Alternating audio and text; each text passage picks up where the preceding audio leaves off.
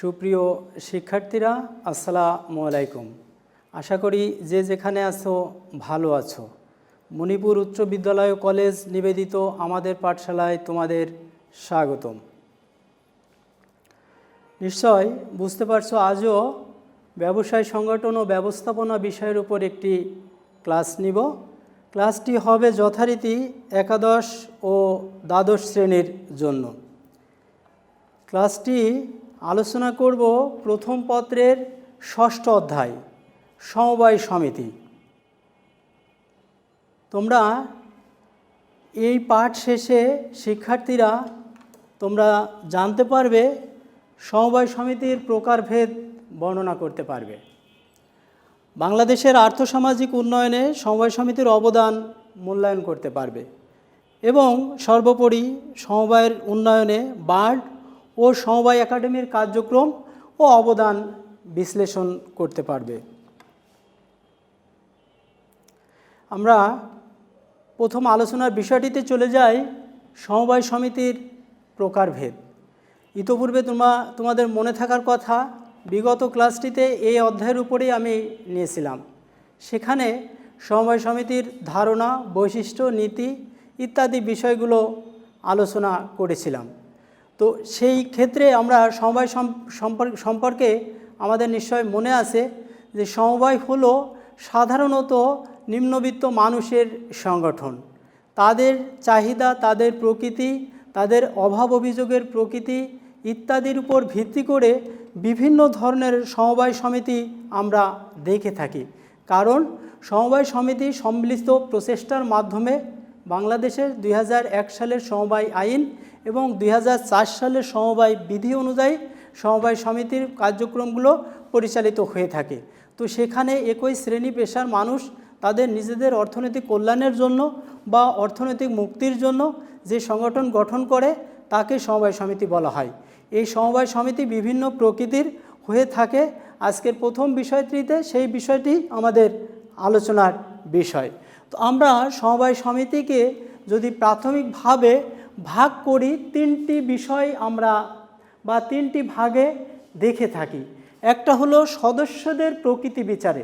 শিক্ষার্থীরা তোমরা নিশ্চয় ভালো করে বিষয়টি একটু অনুধাবন করবে যে যারা সমিতি গঠন করবে তাদের প্রকৃতিটি কীরূপ, বা তারা কোন প্রকৃতির মানুষ বা কোন প্রকৃতির মানুষেরা এই সমিতির সাথে যুক্ত, সেই প্রকৃতি অনুযায়ী তাদের ভাবধারা অনুযায়ী তারা তাদের জীবনযাপন অনুযায়ী সদস্যদের প্রকৃতি বিচারে সমিতিগুলোকে ভাগ করা হচ্ছে, যার মধ্যে উৎপাদক, বিক্রেতা, মালিক, পেশাজীবী, শ্রমজীবী, ভোক্তা এবং বিশেষ শ্রেণীর মানুষের সংগঠনগুলো আছে, যেটা আমরা পরবর্তীতে আলোচনা করব। আর উদ্দেশ্যগত দিক বিচারে তোমাদের নিশ্চয় মনে থাকার কথা, এ বিষয়ে আরও একটি ক্লাসে আমি আলোচনা করেছিলাম। উদ্দেশ্য হলো চূড়ান্ত ফল বা চূড়ান্ত কর্মবিন্দু, যাকে ঘিরে বিভিন্ন ধরনের কর্মকাণ্ড পরিচালিত হয়। তো সমবায় সমিতিরও বিভিন্ন ধরনের উদ্দেশ্য থাকে। সেই উদ্দেশ্যের প্রকৃতি অনুযায়ী নানাভাবে আমরা সমবায় সমিতিগুলোকে দেখে থাকি। তো সেখানে ক্রয় সমিতি, বিক্রয় সমিতি, ঋণদান সমিতি, উন্নয়ন সমিতি, গৃহ নির্মাণ, সমবায় আবাসিক এলাকা, সমবায় ব্যাংক, বহুমুখী ইত্যাদি সমিতিগুলো উদ্দেশ্যের আলোকে কিন্তু ভাগ করা হয়ে থাকে। আর সর্বোপরি আরেকটি ভাবে ভাগ করা হয়ে থাকে সাংগঠনিক স্তর বিচার, অর্থাৎ প্রতিষ্ঠানের কাজগুলো ভাগ করে প্রতিষ্ঠানের নিয়ম কাঠামো অনুযায়ী যে সাংগঠনিক ভিত্তি তৈরি হয়, সে ভিত্তির উপর দাঁড় করেও সমবায় সমিতিকে চারটি প্রকৃতিতে ভাগ করা যায়।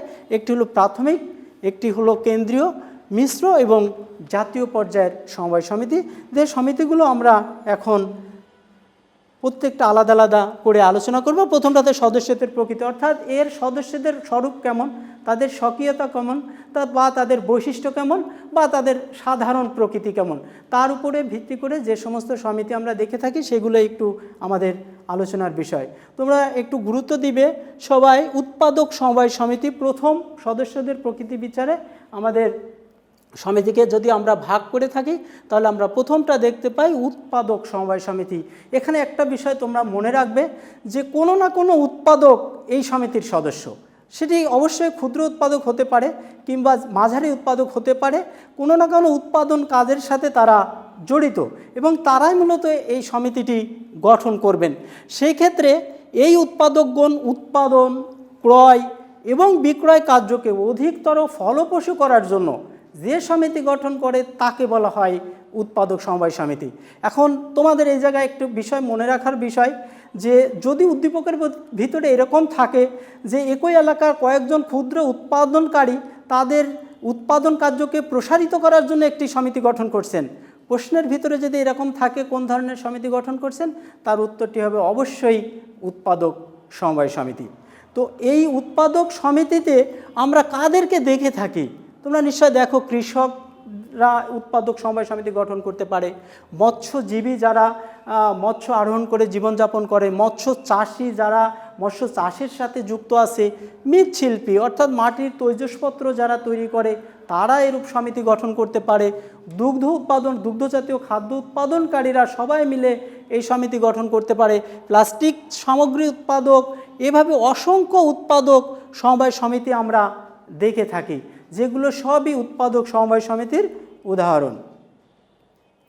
এই উৎপাদক সমিতিতে মূলত মধ্যস্থ ব্যবসায়ীদের দৌরাত্ম্য রোধে এরূপ সমবায় সমিতি গুরুত্বপূর্ণ ভূমিকা রাখে।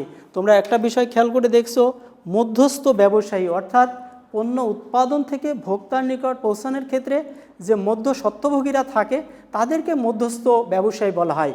তো অনেক ক্ষেত্রে ক্ষুদ্র উৎপাদনকারীরা এই মধ্য স্বত্বভোগীদের দৌরাত্ম্যে তারা তাদের কাজগুলো সঠিকভাবে করতে পারে না। তো সেই ক্ষেত্রে যদি সমিতির মাধ্যমে তারা বাজারে পণ্য বাজারজাতকরণের ব্যবস্থা করে, সেই ক্ষেত্রে তারা মধ্য স্বত্বভোগীদের দৌরাত্ম্য থেকে তারা পরিত্রাণ পেয়ে থাকেন এই উৎপাদক সমবায় সমিতির মাধ্যমে। পরেরটা আছে দেখো বিক্রেতা সমিতি। এখানে অবশ্যই একটি বিষয় লক্ষণীয়, তোমরা মনে রাখবে যে এই সমিতির সদস্য কোনো না কোনো বিক্রেতা, সেটি যে ধরনের বিক্রেতাই হোক না কেন, তারা একই এলাকার হতে পারে, একই মার্কেটের হতে পারে, ঠিক আছে। তারা তাদের বিক্রয় কার্যকে সঠিকভাবে পরিচালনা করার জন্য বা বিক্রয়টাকে এগিয়ে নেওয়ার জন্য এই সমিতি গড়ে তোলে। তাদের এই সমিতির সদস্যরা যেহেতু প্রকৃতি বিচারে ভাগ করা হচ্ছে, অতএব সেক্ষেত্রে আমরা নিশ্চয়ই বুঝতে পারবো যে কোনো না কোনো বিক্রেতা এর সদস্য এবং তারাই কিন্তু এর সদস্য পদ ধারণ করবে। তো কারা সেই সমিতির? তোমরা একটু দেখো, হকার্স সমবায় সমিতি অর্থাৎ যারা পণ্য ফেরি করে বিক্রয় করে তাদেরকে তারা এই সমিতি গঠন করতে, বণিক সমাজ ছোট ছোট বণিক বা ব্যবসায়ী যারা আছে তারা, পুস্তক বিক্রেতা অর্থাৎ বই বিক্রয় কাজের সাথে যারা যুক্ত, একই মার্কেটের হতে পারে, একই এলাকার হতে পারে, একই লেনের, একই স্ট্রিটের ইত্যাদি ব্যবসায়ীরা তারা এই সমিতি গঠন করতে পারে। এভাবে তরিতরকারি, মাছ বিক্রেতা, স্বর্ণ বিক্রেতা ইত্যাদি নানান ধরনের বিক্রেতারা নিজেরা মিলে এরূপ সমিতি গঠন করে। মূল লক্ষ্য হলো তারা বিক্রয় কার্যকে অধিকতর ফলপ্রসূ করবে এবং বিপণন কাজে তারা সহায়তা করবে। পরেরটা আছে দেখো মালিক সমবায় সমিতি। একটু লক্ষ্য করো, এখানে কারা সদস্য হবে? কোনো না কোনো মালিক, অর্থাৎ মালিক শ্রেণীর মানুষ নিজেদের সংঘবদ্ধতা সৃষ্টি। এখানে একটা বিষয় গুরুত্বপূর্ণ, দেখো বলছে সংঘবদ্ধতা সৃষ্টি, অর্থাৎ জোটবদ্ধভাবে, যেহেতু সমবায়ের মূল মন্ত্র তোমাদের মনে থাকার কথা, সমবায়ের মূল মন্ত্র কিন্তু ঐক্যই সৃষ্টি। তো ওই ঐক্য সৃষ্টির পাশাপাশি তাদের স্বার্থ সংশ্লিষ্ট বা স্বার্থ রক্ষার জন্য এই মালিক, কতিপয় মালিক যে সমিতি গঠন করে তাকে বলা হয়ে থাকে মালিক সমবায় সমিতি। এই মালিক কারা? তোমরা যদি একটু লক্ষ্য করো, ফ্ল্যাট মালিক অর্থাৎ একই এলাকার ফ্ল্যাটের যে সমস্ত মালিক আছে তারা এটি গঠন করতে পারে।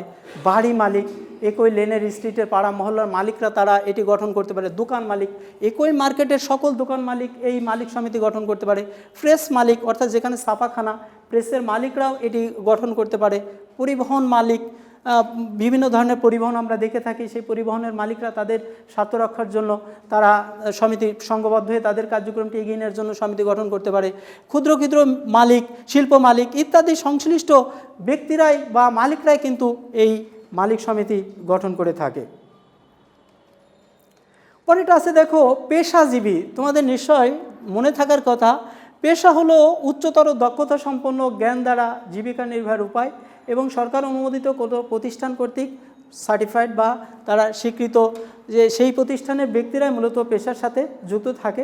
তো এই পেশাজীবী একই পেশার মানুষ নিজেদের আর্থসামাজিক উন্নয়নের জন্য যদি সমবায় সমিতি প্রতিষ্ঠা করলে তাকে পেশাজীবী সমবায় সমিতি বলা হয়ে থাকে। অর্থাৎ সেই পেশার মানুষ হবে একই, সেখানে কারা কারা এই পেশাজীবী মানুষ হতে পারে দেখো, প্রকৌশল কাজের সাথে, বা ডিপ্লোমা প্রকৌশলী, কৃষিবিদ, হিসাব নিরীক্ষক, চিকিৎসক ইত্যাদি পেশাজীবী সমিতিসমূহ এ ধরনের সমবায় সমিতি তাদের নিজস্ব সেক্টরে বা নিজস্ব ক্ষেত্রে তাদের স্বার্থ রক্ষার জন্য এই সমস্ত সমিতিগুলো গঠন করে থাকে, বা তাদের কার্যক্রমগুলো সুন্দর সুচারুরূপে এগিয়ে নেওয়ার জন্য মূলত এই পেশাজীবী সমবায় সমিতি গঠিত হয়ে থাকে। আর পরেরটা এসে দেখো শ্রমজীবী মানুষের সমবায় সমিতি। এটির মূল কথা হলো কোনো না কোনোভাবে এই সমিতির সদস্যরা শ্রম প্রদানের সাথে বা শ্রম প্রদানের কাজের সাথে তারা যুক্ত থাকে। সেই বিভিন্ন ধরনের শ্রমজীবী মানুষ তারা নিজেদের শ্রম স্বার্থ রক্ষায় ঐক্যবদ্ধ হয়ে যে সমিতি গড়ে তোলে তাকে শ্রমজীবী মানুষের সমবায় সমিতি, অর্থাৎ তারা শ্রম দিয়ে তারা জীবিকা নির্বাহ করে এবং সেই শ্রমজীবী মানুষ তারা বিভিন্ন ক্ষেত্রে এই সমিতি গঠন করে থাকে।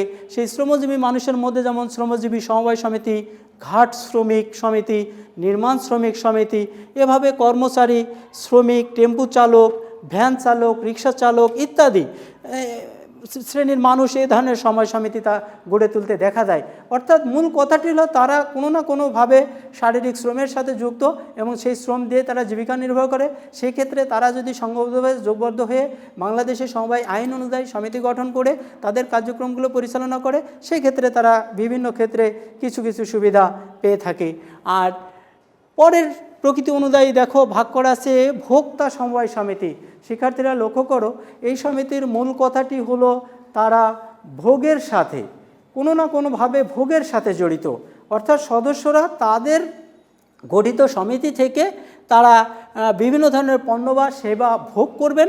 সেই ভোক্তাগণ বিশেষ করে ক্রয় সুবিধা, অর্থাৎ পণ্য ক্রয়ের ক্ষেত্রে সুবিধা নেওয়ার জন্য বা সুবিধা প্রাপ্তির জন্য কোনো সমবায় সমিতি গঠনপূর্বক সমবায় বিপণী স্থাপন ও পরিচালনা করলে তাকে ভোক্তা সমবায় সমিতি বলে। অর্থাৎ সমবায় বিপণী সদস্যরা একত্রিত হয়ে একটি সমবায় বিপণী স্থাপন করবেন এবং সেখান থেকে সদস্যরাই বিভিন্ন ধরনের পণ্য বা সেবা সেখান থেকে ক্রয় করতে পারবেন। সেই সমিতিকে বলা হয় ভোক্তা সমবায় সমিতি। তো কারা এই ভোক্তা সমিতি গঠন করে একটু বিষয়টা লক্ষ্য করো তোমরা। শিল্প প্রতিষ্ঠানের শ্রমিকদের উদ্যোগে প্রতিষ্ঠানের গেটে এরকম বিপণী প্রতিষ্ঠিত হতে পারে, কারণ ওই বিপণী থেকে যে সমস্ত কর্মীরা ওখানে কাজ করে তারা বিভিন্ন ধরনের পণ্য বা সেবা পেতে পারে। আবার বড় প্রতিষ্ঠানের কর্মচারীদের উদ্যোগে প্রতিষ্ঠানের অভ্যন্তরে, বড় হাউজিং কমপ্লেক্সের অভ্যন্তরে ফ্ল্যাট মালিকদের উদ্যোগে এ ধরনের সমবায় বিপণী গড়ে তোলে। অর্থাৎ হাউজিং কমপ্লেক্সের ভিতরে যদি এরকম বিপণী প্রতিষ্ঠা করা হয়, সে বিপণী থেকেও সদস্যরা পণ্য বা সেবা সেখান থেকে পেতে পারেন। এরপর আছে বিশেষ শ্রেণীর মানুষ, অর্থাৎ আমরা যারা ক্রেতা, বিক্রেতা, ভোক্তা, শ্রমিক ইত্যাদি শ্রেণীর মানুষ দেখি। এছাড়া সমাজে বিশেষ কিছু মানুষ আছে, তারা তাদের নিজেদের স্বার্থের জন্য, নিজেদের উন্নয়নের জন্য, যেহেতু সমবায় একটি সম্মিলিত প্রচেষ্টার মাধ্যমে এগিয়ে যাওয়ার কৌশল, তো তারা সেই সমিতি গঠন করতে পারে। তো এই ক্ষেত্রে পেশাজীবীকেও আমরা বিশেষ শ্রেণীর মানুষ বলতে পারি। কর্মজীবী, অর্থাৎ একটি কর্মের সাথে তারা যুক্ত, উৎপাদক সহ বিভিন্ন পেশার মানুষের বাইরেও সমাজের বিশেষ শ্রেণীর অনেক মানুষ আমরা নিজেদের সামাজিক উন্নয়নের জন্য সমবায় বিপণী প্রতিষ্ঠা করতে পারে। একেই বিশেষ শ্রেণীর মানুষের সমবায় সমিতি বলা হয়ে থাকে। তো কারা তারা আমরা যদি একটু দেখি, আমাদের সমাজে ভূমিহীন সমবায় সমিতি দেখে থাকি, বিত্তহীন সমবায় সমিতি, মহিলা সমবায় সমিতি, এভাবে যুব, প্রতিবন্ধী ইত্যাদি ব্যক্তিদের সমবায়, যারা সমাজের একটি বিশেষ সেক্টরকে বা বিশেষ ব্যবস্থাকে প্রতিনিধিত্ব করেন, তারা যদি তাদের স্বার্থ রক্ষার জন্য যে সমিতি গঠন করে তাকে আমরা বিশেষ শ্রেণীর সমবায় সমিতি বলে থাকি। আমরা পরের বিষয়টিতে হচ্ছে উদ্দেশ্যগত। তোমরা ইতিপূর্বে আলোচনার মধ্যে একটু জানছো যে উদ্দেশ্য হলো চূড়ান্ত ফল, যাকে ঘিরে প্রতিষ্ঠানের বিভিন্ন ধরনের কর্মকাণ্ড পরিচালিত হয়। তো সেই উদ্দেশ্যকে কেন্দ্র করে বা প্রতিষ্ঠিত উদ্দেশ্য অনুযায়ী বিভিন্ন ধরনের সমবায় সমিতিও আমরা দেখে থাকি। তো সেই উদ্দেশ্যের ভিত্তিতে আমরা যদি সমবায় সমিতিকে প্রকারভেদ দেখি, প্রথমটা হলো ক্রয় সমিতি, অর্থাৎ এই সমিতির সদস্যরা কোনো না কোনো পণ্য বা সেবা ক্রয়ের সাথে যুক্ত। তো শিল্পের প্রয়োজনীয় কাঁচামাল বা উপকরণাদি, সেক্ষেত্রে আসবাব হতে পারে, তারপরে তোমার স্টেশনারি হতে পারে, কাঁচামাল হতে পারে ইত্যাদি পণ্য অধিক পরিমাণে ক্রয়ের জন্য যে সমিতি গঠন করে তাকে ক্রয় সমবায় সমিতি বলা হয়। অর্থাৎ এখান থেকে তারা বৃহদায়তন ক্রয়ের সুবিধাটি নিতে পারবে। এরূপ সমবায়ের ফলে উৎপাদক ক্রেতাদের পক্ষে কম মূল্যে উন্নত মানের উপকরণাদি সহজ সাথে ক্রয় করা সম্ভব। কেননা বিভিন্ন ধরনের প্রতিষ্ঠানে যে কাঁচামাল প্রয়োজন, আসবাব প্রয়োজন কিংবা স্টেশনারি প্রয়োজন, সেগুলো ক্রয়ের জন্য তারা এই বৃহদায়তনের সুবিধাটি সেখান থেকে নিতে পারে। দ্বিতীয়টি দেখো, বিক্রয় বা বিপণন। পণ্য উৎপাদনের পর প্রকৃত ভোক্তাদের নিকট পৌঁছানোর ক্ষেত্রে যে সমস্ত বাধা বা পরিলক্ষিত হয়, সেই বাধাগুলো দূরীকরণের কাজ করে থাকে বিপণন। তো বিপণন কাজটাকে সহজ করার জন্য বা গতিশীল করার জন্য এরকম সমবায় সমিতি গঠিত হয়ে থাকে, যেটিকে আমরা বিক্রয় বা বিপণন সমবায় সমিতি বলে থাকি। তো কারা সেই বিক্রয় বা বিপণন সমিতি বা কিভাবে গঠন করে? কোনো এলাকার একই ধরনের ক্ষুদ্র উৎপাদনকারীগণ, অর্থাৎ বিক্রয়ের ক্ষেত্রে অধিক সুবিধা আদায়ের লক্ষ্যে সমবায় সমিতি স্থাপন করলে তাকে বিক্রয় বা বিপণন সমবায় সমিতি বলা হয়ে থাকে। অর্থাৎ ক্ষুদ্র ক্ষুদ্র উৎপাদনকারীগণ বৃহদায়তন বিক্রয় সুবিধা নেওয়ার জন্য এই ধরনের সমিতি তারা গঠন করে থাকে। এর ফলে নিজেদের মধ্যকার প্রতিযোগিতা হ্রাস পায় এবং মুনাফার পরিমাণ বৃদ্ধি হয়। তোমরা জানো ব্যবসায়িক কর্মকাণ্ডে প্রতিযোগিতা বিদ্যমান, প্রতিযোগিতা ছাড়া একচেটিয়া ব্যবসায় এখন অনেক ক্ষেত্রে দেখা যায় না। তো সেই প্রতিযোগিতায় টিকে থেকে ক্ষুদ্র ব্যবসায়ীগণ যদি বিক্রয় সমিতি গঠন করে, সেখান থেকে অধিক পরিমাণে লাভ তারা বা ফলপ্রসূ ব্যবসায় পরিচালনা করতে পারে। এরপরটা দেখো, ঋণদান সমবায় সমিতি। একটা বিষয় লক্ষ্য করো, সমিতি গঠিত হয় নিম্ন আয়ের মানুষের দ্বারা বা নিম্নবিত্ত মানুষের দ্বারা। তো অনেক ক্ষেত্রে তারা আমাদের দেশে অর্থনৈতিক ব্যবস্থায় যে সমস্ত ঋণদানকারী প্রতিষ্ঠান আছে, তারা সেই প্রতিষ্ঠানের সহায়তা অনেক সময় পেতে পারে না, নানা ক্ষেত্রে বাধা পরিলক্ষিত হয়। সেই বাধা দূরীকরণের জন্য তারা ঋণ গ্রহণ করার জন্য মূলত এরূপ সমিতি গঠন করে। তো সেই ক্ষেত্রে ক্ষুদ্র কুটিরশিল্পের উৎপাদক, কৃষিজীবী বা স্বল্প আয়ের বিভিন্ন পেশার ব্যক্তিগণ প্রয়োজনীয় সময়ে ঋণ সুবিধা লাভের জন্য কোনো সমবায় সমিতি স্থাপন করলে তাকে ঋণদান সমবায় সমিতি বলা হয়।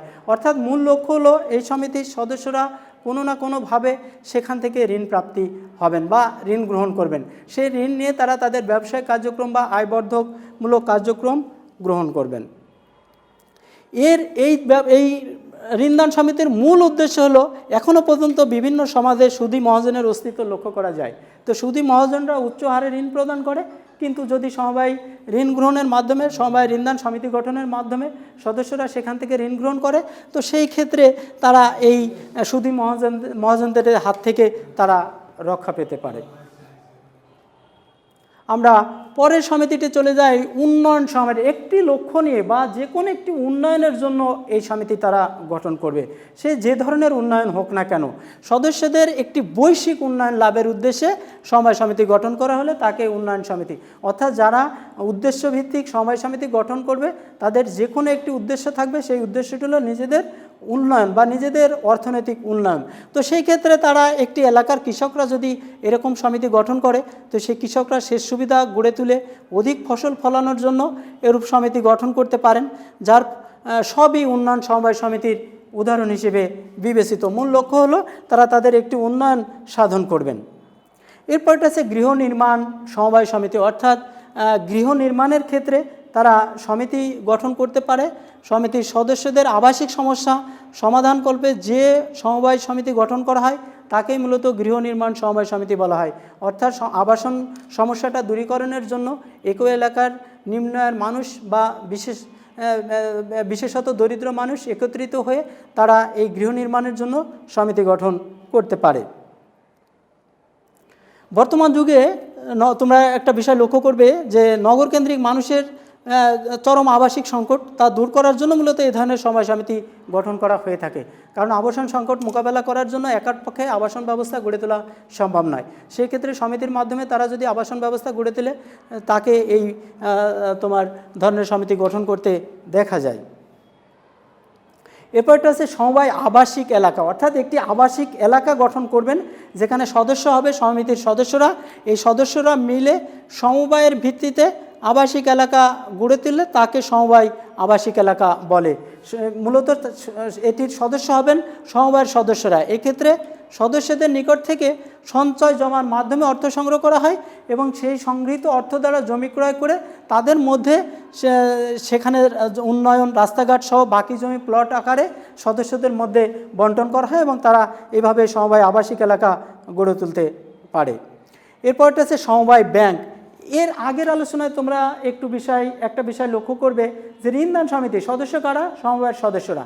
তো ঋণদান সমিতির সদস্যরাই মূলত এই অনেকগুলো ক্ষুদ্র ক্ষুদ্র ঋণদান সমিতি একত্রিত হয়ে নিজেদের আর্থিক প্রয়োজন মেটানোর জন্য কোনো ব্যাংকিং প্রতিষ্ঠান গড়ে তুললে তাকে সমবায় ব্যাংক বলে। অর্থাৎ ঋণদান সমিতির যারা সদস্য বা এই ছোট ছোট ঋণদান সমিতি তারা একত্রিত একটি সমবায় ব্যাংক গঠন করবে এবং এই সমবায় ব্যাংকের সদস্য হবে এই ঋণদান সমিতির সদস্যরা। অন্যরা এই ব্যাংক থেকে আর্থিক বা অন্যান্য ব্যাংকিং সুবিধা পাবে না বা পেতে পারে না, যেটি সমবায় আইন অনুযায়ী বিদ্যমান। এরপরটা আছে বহুমুখী। এখানে একটা বিষয় লক্ষণীয়, এই সমিতিটি প্রশ্নের ক্ষেত্রে খুবই গুরুত্বপূর্ণ। তোমরা নিশ্চয় মনে রাখবে যে এই সমিতির উদ্দেশ্য বহু, অর্থাৎ একক উদ্দেশ্য না। একই সমিতি বিভিন্ন কর্মকাণ্ডের সাথে যুক্ত থাকে, তাকে বহুমুখী সমবায় সমিতি বলা হয়। তো সেটা একাধিক উদ্দেশ্য অর্জনের জন্য কোনো সমবায় সমিতি গঠিত হলে তাকে বহুমুখী, অর্থাৎ উদ্দেশ্যটা থাকবে একের অধিক।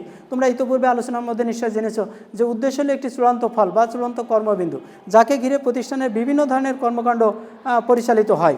তো একই সমিতি যদি উৎপাদনের জন্য, ক্রয়ের জন্য, বিক্রয়ের জন্য, ঋণদানের জন্য ইত্যাদি বিভিন্নমুখী উদ্দেশ্যে গঠিত হয়, তাকে বহুমুখী সমবায় সমিতি বলা হয়ে থাকে বা মাল্টিপারপাস সমবায় সমিতি। একে বহু উদ্দেশ্যক সমবায় সমিতিও বলা হয়, অর্থাৎ তার উদ্দেশ্যটা কিন্তু একাধিক।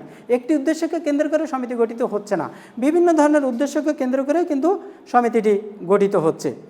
এরপরের সমিতির প্রকারভেদ যদি আমরা করি, সাংগঠনিক স্তর বিচারে, অর্থাৎ প্রাতিষ্ঠানিক সাংগঠনিক কাঠামোটা কেমন, অর্থাৎ তাদের দায়িত্ব, কর্তৃত্ব, জবাবদিহিতা কেমন, তার উপর ভিত্তি করে যে বিভক্ত করা হয় তাকে 4টি ভাগে ভাগ করা হয়। প্রথমটি হলো প্রাথমিক সমবায় সমিতি। তোমরা একটা বিষয় লক্ষ্য করবে, সমিতি বলতে প্রাথমিক সমিতিকেই বলা হয়ে থাকে।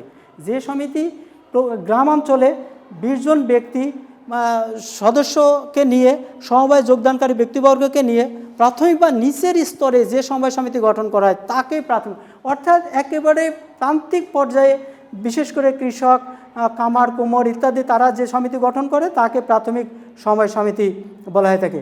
সাধারণভাবে সমিতি বলতে প্রাথমিক সমিতিকেই আমরা বুঝে থাকি, যে সমিতিগুলোই মূলত সমিতির প্রথম স্তরে বিদ্যমান থাকে এবং গ্রামীণ সমবায় সমিতিসমূহ কিন্তু এই প্রাথমিক সমিতির উদাহরণ।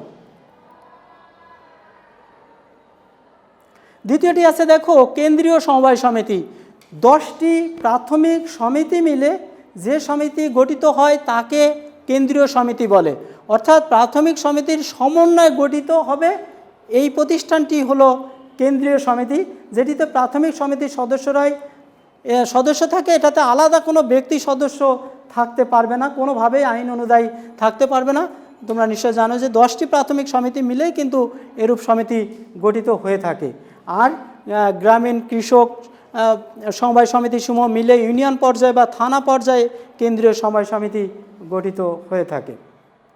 মিশ্র সমবায় সমিতি, এখানে ব্যক্তি সদস্য এবং প্রতিষ্ঠান দুটি মিলে যে প্রতিষ্ঠান গঠিত হয় তাকে মিশ্র সমিতি বলা হয়ে থাকে।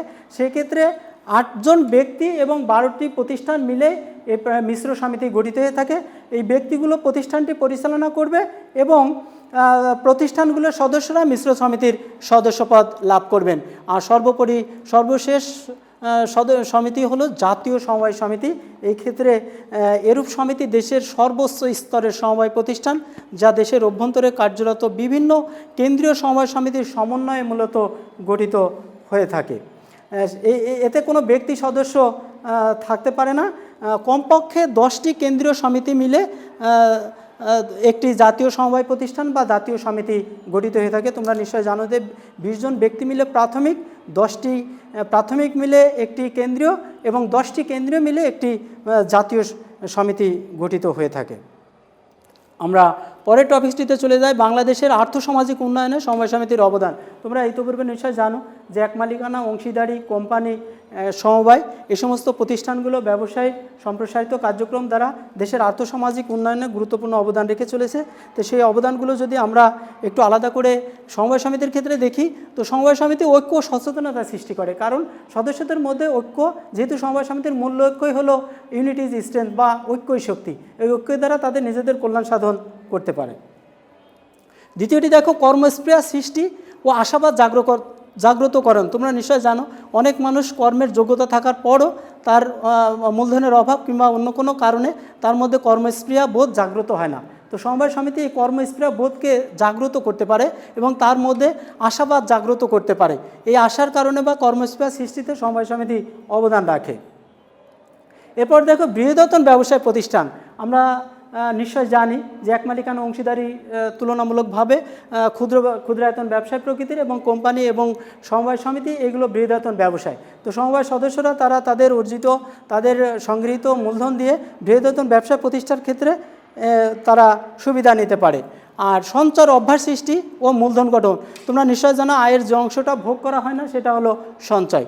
তো এই সমবায় সদস্যদের মধ্যে সঞ্চয়ের মনোভাবটি তৈরি হয়। আর মূলধনটা হলো যেটি আয়বদ্ধ কাজে নিয়োগ করা হয় সেটি হলো মূলধন। তো এই সদস্যদের মধ্যে সমবায়ের অভ্যাস সৃষ্টি হয়, সঞ্চয়ের অভ্যাস সৃষ্টি হবে এবং মূলধন গঠিত হবে যা প্রকারান্তরে অর্থনৈতিক বা আর্থসামাজিক উন্নয়নে অবদান রাখে। এছাড়া ঋণের সুযোগ সৃষ্টি হয়। তোমরা একটা বিষয় খেয়াল করবে যে অর্থই ব্যবসার প্রাণ। তো ঋণের সৃষ্টিতে সমবায় সমিতি ভূমিকা রাখে। মধ্যস্থ ব্যবসায়ীদের অর্থাৎ যারা মধ্যস্বত্বভোগী তাদেরকে মধ্যস্থ ব্যবসায়ী বলা হয়। মধ্যস্বত্বভোগীদের রোধেও ভূমিকা রাখে। এছাড়া বেকার সমস্যার সমাধানেও সমবায় সমিতি ভূমিকা রাখে এবং দারিদ্র্য দূরীকরণে দেশের দারিদ্র্য দূরীকরণেও সমবায় সমিতি ভূমিকা রাখে। আমরা শেষ টপিকটিতে চলে যাই। সমবায় সমিতির উন্নয়নে বাংলাদেশের পল্লী উন্নয়ন একাডেমি বা বার্ড কী ভূমিকা রেখেছে সেটা যদি আমরা একটু দেখে থাকি।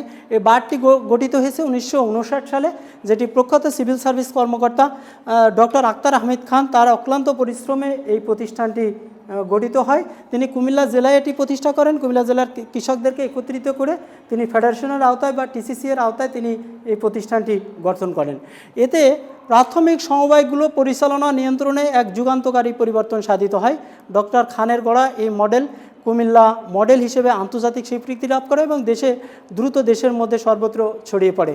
এই বার্ড যেটি বাংলাদেশ পল্লী উন্নয়ন একাডেমি সমবায় সমিতিকে অগ্রগতির জন্য বার্ডের ভূমিকা অপরিসীম। এখন যে থানা জেলা পর্যায়ে যে প্রতিষ্ঠানগুলো কাজ করে বার্ডের ভূমিকা অপরিসীম। এটিতে মূলত কী কাজ করে দেখো, পল্লী উন্নয়ন যারা কাজ করছে সরকারি বেসরকারি যে কোনো ধরনের প্রতিষ্ঠান, এই প্রতিষ্ঠানগুলো কর্মরত কর্মকর্তা কর্মচারীদের প্রশিক্ষণ দিয়ে থাকে এবং তারাই মূলত প্রশিক্ষণের মাধ্যমে বিভিন্ন ধরনের প্রতিষ্ঠান গঠন করতে পারে। তোমরা আলোচনার প্রেক্ষিতে একটি বাড়ির কাজ খাতায় একটু লিখে নিবে যে বার্ডের কিছু জ্ঞানমূলক প্রশ্ন আছে।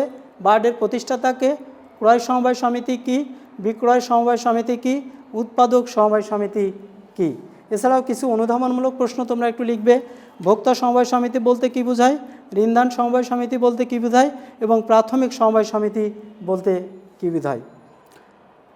সবাইকে ধন্যবাদ জানিয়ে শেষ করছি। আল্লাহ হাফেজ। সবাই ভালো থাকবে, সুস্থ থাকবে।